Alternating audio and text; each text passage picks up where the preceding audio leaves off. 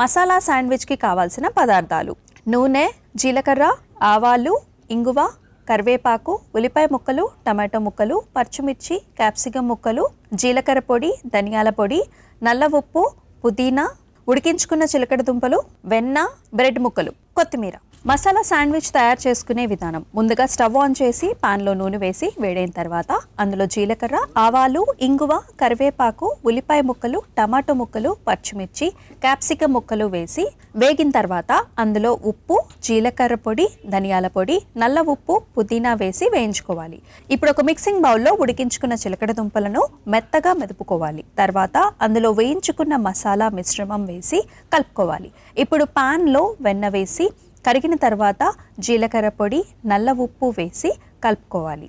తర్వాత అందులో brown bread ముక్కలు వేసి వెన్నతో రెండు వైపులా కాల్చుకొని ఒక ప్లేట్లోకి తీసుకుని ఆ తర్వాత కలిపి పెట్టుకున్న చిలకడదుంప బౌల్లో కొత్తిమీర వేసి కలిపి కాల్చుకున్న బ్రెడ్ ముక్కకి ఈ మసాలాని రాసి మరో బ్రెడ్ ముక్కతో క్లోజ్ చేసి కట్ చేసుకుని సర్వింగ్ ప్లేట్లోకి తీసుకుని పైనుంచి కొత్తిమీర వేసి సర్వ్ చేసుకుంటే మసాలా శాండ్విచ్ రెడీ.